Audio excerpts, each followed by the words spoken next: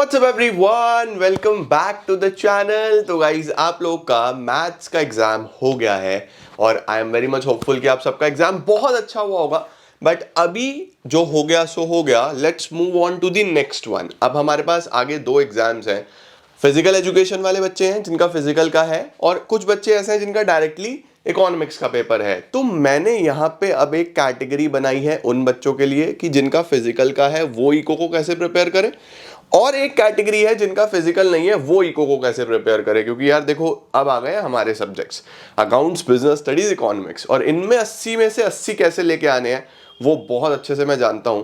और I can assure you कि आप मेरे हिसाब से पढ़ोगे तो 80 ऑन 80 आपके 100% आएंगे। तो आइए शुरू करते हैं, समझते हैं, स्ट्रैटेजाइज करते हैं अपनी प्लानिंग को, और प्रिपरेशन अकॉर्डिंगली ही हम लोग करेंगे। चलिए जल्दी से let's begin.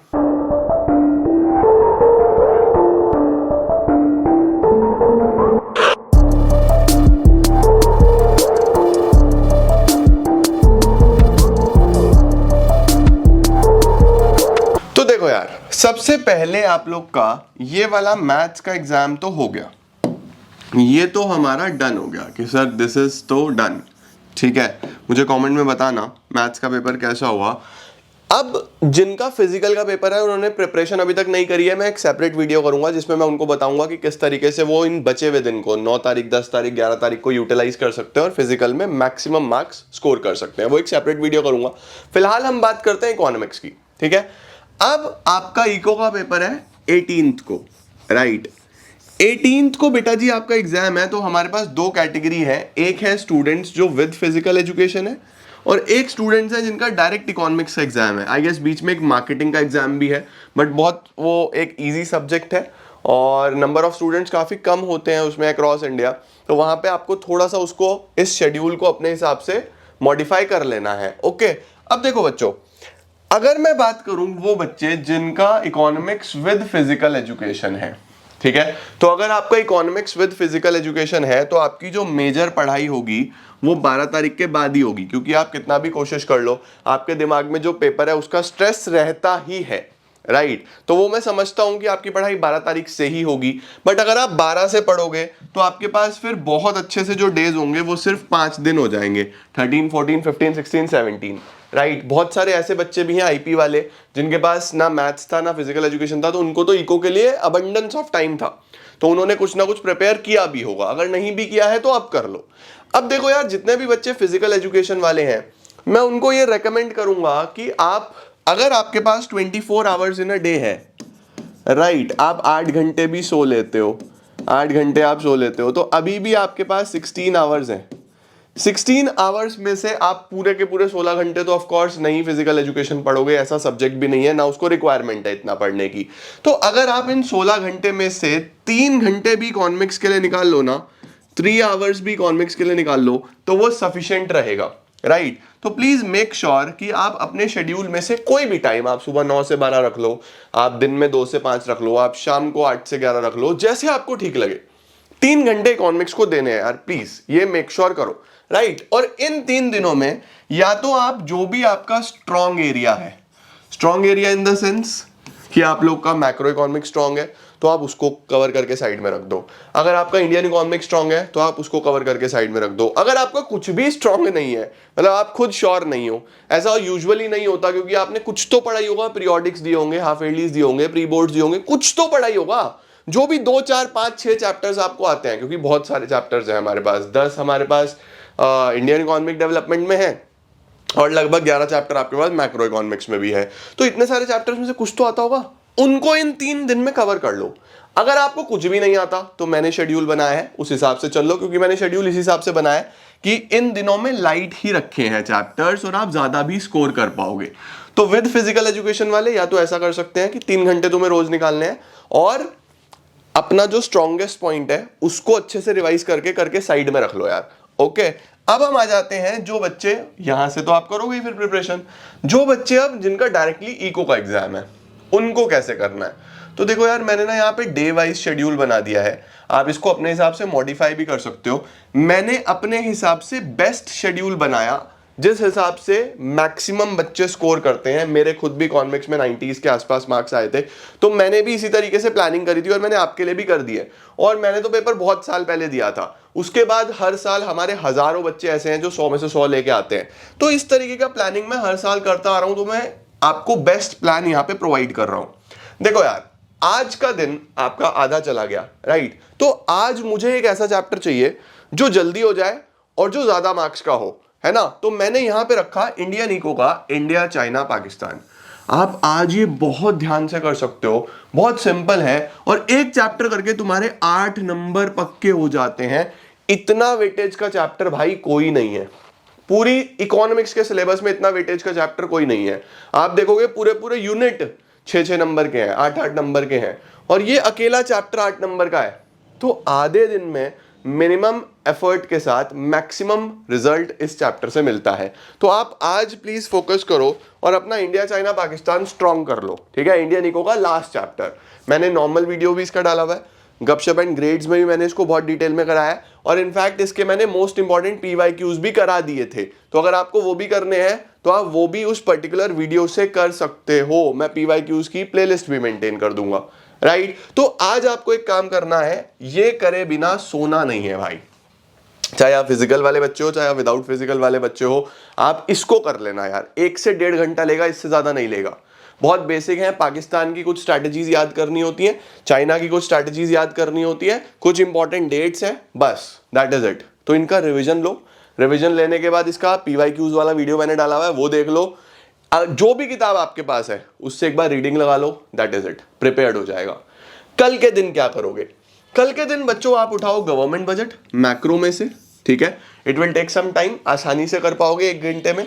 Money and banking बहुत छोटा यूनिट है, और 6 और 6 12 नंबर तुम्हारे पक्के हो जाते हैं, ठीक है? अब जिन बच्चों को ऐसा लगेगा कि सर आज का टाइम कम बचा है, तो आप कल शाम तक भी अगर ये 3 चैप्टर्स कर लेते हो तो 20 मार्क्स आपके पूरे हो जाते हैं 80 में से। देख रहे हो, 20 मार्क्स आपके पूरे हो जाएंगे out of 80। Okay, government budget and money and banking के जो भी इंपॉर्टेंट PYQs हैं वो मैं आप लोग को कल शाम को करा दूंगा। ये आपको एग्जैक्टली मिल जाएंगे 5 बजे, शाम को 5 बजे आपके पास गवर्नमेंट बजट के और मनी एंड बैंकिंग के मोस्ट इंपॉर्टेंट क्वेश्चंस आ जाएंगे। तो आप 5 बजे तक रेडी कर लेना सारा, ताकि जब आप क्वेश्चन करने बैठो तो सारी चीजें आपके लिए बहुत अच्छे से हो जाए। समझ गए? अब सर कैसे प्रिपरेशन पैटर्न रहना चाहिए, मुझे प्रिपरेशन कैसे करनी चाहिए? सबसे पहली चीज है बच्चों लर्निंग और रिवीजन। देखो, अगर आपने पहले से लर्निंग करी हुई है तो आपको सिर्फ रिवीजन करना है। अगर आपने लर्निंग नहीं करी हुई तो आप थोड़ा थोड़ा लर्निंग करना चालू करो, ठीक है? याद करो, कॉन्सेप्ट को समझो, याद करो, और फिर उसकी राइटिंग प्रैक्टिस करो ताकि आप लिख पाओ। सही है? इसके बाद आपको क्या करना चाहिए? इसके बाद आपको करने चाहिए back exercises of your book. Sir back exercises कौन से करूं? बैक एक्सरसाइजेस में बच्चे आप जो भी बुक यूज कर रहे हो, जो भी बुक आपके स्कूल में लगी हुई है मैक्रो इकोनॉमिक्स की, आप उसके पीछे MCQs दिए रहते हैं, 3 मार्कर्स दिए रहते हैं, 6 मार्कर्स दिए रहते हैं, उनको एक बार गो थ्रू करो। और आप ज्यादा क्वेश्चंस मत करो, आप सिर्फ वो क्वेश्चंस करो जो पहले एग्जाम में आए हुए हैं। हर किताब में ना बोर्ड क्वेश्चंस ईयर डला होता है, 2015, 2017, 2020, 2021, 22, 23, ऐसे एग्जाम्स में आए हुए हैं वो। आप सिर्फ उतने ही क्वेश्चन करो, don't go for too many questions, कोई जरूरत नहीं है। आप देखोगे क्वेश्चन रिपीट होते हैं, क्वेश्चन वही आएंगे, तो बहुत सारे क्वेश्चन नहीं करने, MCQ करो, और बड़े क्वेश्चन 3 नंबर, 4 नंबर, 6 नंबर सिर्फ वो करो जो प्रीवियस ईयर में आए हैं, दैट इज इनफ। ओके, आपका काम हो जाएगा, राइट? इसके बाद तुम लोग को क्या करना है? इसके बाद तुम लोग को रिवीजन करना है, बस इतना ही है। फिर इसका रिवीजन करो। 5 बजे जो मैं मोस्ट इंपॉर्टेंट क्वेश्चंस की वीडियो डालूंगा वो देख लो, दैट इज इट, तुम्हारा तैयार है सब काम। ओके, उसके बाद सर 11 तारीख को क्या करना है? देखो, अब 11 तारीख को मुझे पता है बच्चों का 12 को फिजिकल का एग्जाम होगा, तो फिजिकल वालों के लिए मैंने यहाँ पे इजी चैप्टर्स रखे हैं। जिनका फिजिकल का नहीं भी है उनका भी प्रिपरेशन में यही शेड्यूल रहेगा, ठीक है? देखो, ह्यूमन कैपिटल फॉर्मेशन छोटा सा चैप्टर, एम्प्लॉयमेंट अनएम्प्लॉयमेंट में सिर्फ टाइप्स ऑफ एम्प्लॉयमेंट अनएम्प्लॉयमेंट की बात करी जाती है, बहुत आसान सा चैप्टर, और फॉरेन एक्सचेंज रेट एक और छोटा सा चैप्टर। और नंबर कितने आते हैं इनमें? 10 से 12 नंबर। तो इतना करके तुम्हारे 30 से 32 नंबर पक्के होते हैं। समझ गए? ठीक है, राइट? इसका मैंने इंपॉर्टेंट क्वेश्चंस ऑलरेडी डाले हैं, human capital formation, employment unemployment के। फॉरेन एक्सचेंज रेट के रह जाएंगे। फॉरेन एक्सचेंज रेट मैं 11th को आउट ऑफ टाउन हूं, मैं for a very important cause कहीं जा रहा हूं, तो अगर मैं अवेलेबल हुआ तो मैं सिर्फ फॉरेन एक्सचेंज रेट के डाल दूंगा। इन केस में अवेलेबल नहीं हुआ तो मैं इसके साथ बीओपी के साथ 12th को इंपॉर्टेंट क्वेश्चंस डाल दूंगा, that is for sure. Alright, ठीक है। 12 को तुम्हें क्या करना है, 12 को जिनका फिजिकल का एग्जाम है वो एग्जाम दे के आएंगे, जिनका एग्जाम नहीं है उनके पास सफिशिएंट टाइम है, तो वो रूरल डेवलपमेंट और बीओपी छोटा चैप्टर रखा है देखो मैंने इसीलिए, ठीक है। यहां से आपका मेजर प्रिपरेशन का चंक चालू होगा बेटा, जो बड़े बड़े यूनिट्स हैं। 13 को तुम्हें खूब मेहनत करनी है और नेशनल इनकम को प्रिपेयर करना है। अब नेशनल इनकम को प्रिपेयर करने के लिए अपने डे को 2 स्लॉट्स में बांट लेना, हाफ फर्स्ट हाफ और सेकंड हाफ। फर्स्ट हाफ में बच्चों सिर्फ थ्योरी तैयार करना, क्योंकि जब आप सुबह सुबह उठते हो तो माइंड फ्रेश होता है, जल्दी उठ के नेशनल इनकम की सारी थ्योरी रिवाइज करना, सारी थ्योरी लर्न करना, और सेकंड हाफ यानी 2 बजे के बाद न्यूमेरिकल पोर्शन तैयार करना, क्योंकि दिन में हमें क्या होता है, नींद आती है, स्लीपी स्लीपी फील करते हैं, तो थ्योरी में तुम वैसे ही सो जाओगे। न्यूमेरिकल पोर्शन तैयार कर लेना। मोस्ट इंपॉर्टेंट न्यूमेरिकल क्वेश्चंस मैंने आपको जीएनजी में भी कराए थे, और मैं आप लोग को एक शीट भी दूंगा जिसके अंदर आप बस उतने उतने न्यूमेरिकल कर जाओगे ना, आपका काम हो जाएगा, आपको बहुत ज्यादा करने की जरूरत नहीं है, ठीक है। तो यहाँ पे आपको खूब एफर्ट लगाना है, मैं भी आपके साथ मेहनत करूंगा। जितनी जितनी ये चीजें हैं इन चैप्टर्स से रिलेटेड बहुत सारी वीडियोस इन्हीं डेज में आती रहेंगी, एक्सेप्ट द डेज मुझे 1-2 दिन बाहर जाना है बस, उसको छोड़ के, ठीक है।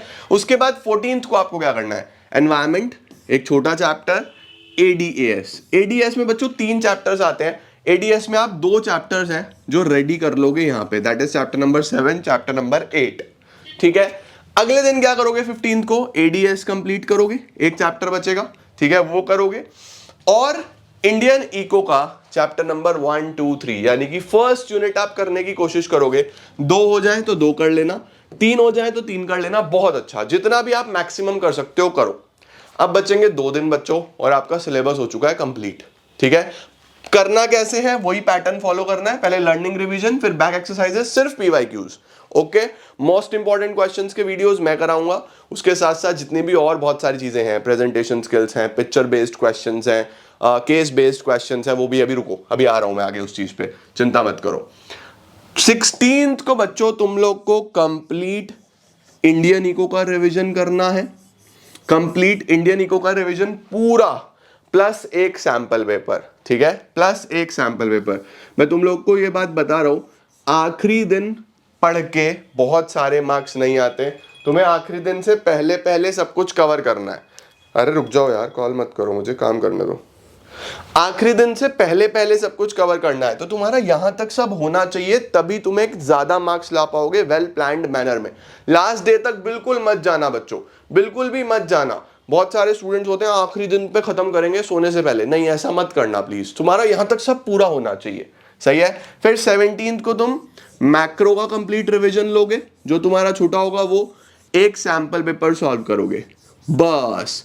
देखो पीवाईक्यूज तुमने साथ साथ कर लिए, 2 तुमने सैंपल पेपर्स कर लिए, सीबीएसई का सैंपल पेपर के सारे क्वेश्चंस मैं डाल दूंगा, सारे के सारे हो जाएंगे। यूनिट इसमें मैं इंपॉर्टेंट क्वेश्चंस कराऊंगा ना, उसमें सीबीएसई ने जो लेटेस्ट सैंपल पेपर में दिए हैं सारे कवर कर दूंगा, तुम स्ट्रेस मत लो, तुम बस इस तरीके से तैयारी करो और सब हो जाएगा, ओके।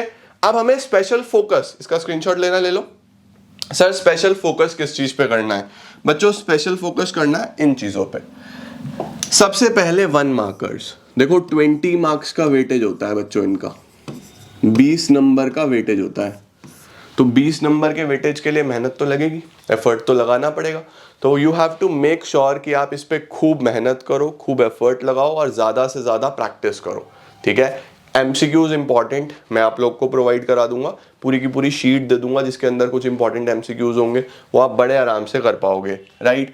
बेसिक क्वेश्चंस क्या होते हैं बच्चों, देखो 40 नंबर के आउट ऑफ 80 बेसिक क्वेश्चन आते हैं, यानी कि सिंपल साधारण क्वेश्चंस आते हैं जो स्ट्रेट फॉरवर्ड आप लिख के आ सकते हो, ठीक है। आपने उतना लिखा, आपको नंबर मिलेंगे, क्योंकि सीबीएसई में हर बच्चा होशियार नहीं है, हर बच्चा सब कुछ नहीं कर सकता, हर तरीके का स्टूडेंट है, तो सीबीएसई भी ध्यान रखता है, बेसिक क्वेश्चंस भी आते हैं, स्ट्रेट फॉरवर्ड डायरेक्ट क्वेश्चंस भी आते हैं, तो 40 नंबर के तो बहुत सीधे सीधे क्वेश्चंस आते हैं, तो आप नॉर्मली भी प्रिपरेशन करके जाते हो ना, तब भी तुम 40 से 50 ले आओगे 80 में से बड़े आराम से, सही है। तो वो बेसिक क्वेश्चंस कौन कौन से हैं, मोस्ट इंपॉर्टेंट क्वेश्चंस कौन कौन से हैं, उसके लिए मैं एक सेपरेट वीडियो करूंगा, आजकल में ही कर दूंगा, तुम आराम से उनकी तैयारी करना, ठीक है। उसके बाद आते हैं पिक्चर बेस्ड ज्यादा नहीं आते, एनवायरमेंट वाले चैप्टर में से आते हैं, किस तरीके के होते हैं वो मैं आपको सेपरेट करा दूंगा, इसका आपको PYQs करते हुए भी ध्यान रखना है। केस बेस्ड क्वेश्चंस बच्चों, जब आप बैक एक्सरसाइजेस करोगे तो 2-4 केस बेस्ड क्वेश्चंस हर चैप्टर से जरूर देखना, स्पेसिफिकली इंडियन इको से या मैक्रो में गवर्नमेंट बजट, फॉरेन एक्सचेंज जैसे चैप्टर्स में से, राइट। उसके बाद जो सबसे इंपॉर्टेंट होता है वो होता है राइटिंग प्रैक्टिस। आप जो भी टॉपिक करो उसको लिख के जरूर देखो, और आंसर्स प्रेजेंट कैसे करने हैं ये भी मैं आप लोग को बताऊंगा, बट प्रेजेंटेशन लास्ट की बात होती है, पहले होता है प्रिपरेशन। प्रेजेंटेशन तो एग्जाम से एक दिन पहले भी आपको बताऊंगा तो काम हो जाएगा। अभी what is more important is preparation, तो उस पे फोकस करो, समझे। तुमने ये सब कुछ एक बार कर लिया ना तो तुम्हारे पूरे नंबर आने तय हैं, पक्के हैं, और हम मिलजुल के एक ऐसा कॉम्बिनेशन बनाएंगे जिसमें हम बहुत अच्छा कर पाएंगे, राइट। एक चीज हमेशा ध्यान रखना, कोई भी टीचर जो तुम्हारे साथ बैठेगा वो तुम्हें 90-95% तक लेके जा सकता है। अगर तुम्हें 100% चाहिए तो तुम लोग को अपना ही एफर्ट लगाना पड़ेगा। एक बच्चा अपने एफर्ट से 100% मार्क्स लेके आता है, ये चीज ध्यान रखना। आप 100% नंबर सिर्फ सेल्फ स्टडी से ला पाओगे, हार्डवर्क से ला पाओगे, एफर्ट से ला पाओगे। दिस इज द टाइम जिसके लिए तुम पूरे साल से मेहनत कर रहे थे या पूरे साल से बैठ के पढ़ाई कर रहे थे। अभी तक भी अगर पढ़ाई नहीं किया तो दिस इज द टाइम, अब उठ जाओ, बैठो और शुरू हो जाओ, काम करो, एफर्ट लगाओ, मेहनत करो और बढ़िया तरीके से प्रिपेयर करो। ऑलराइट, मैं आपको मिलता हूं बहुत जल्द कुछ न्यू वीडियोस के साथ। Till then all the very best everyone, see you super soon, take care, bye bye.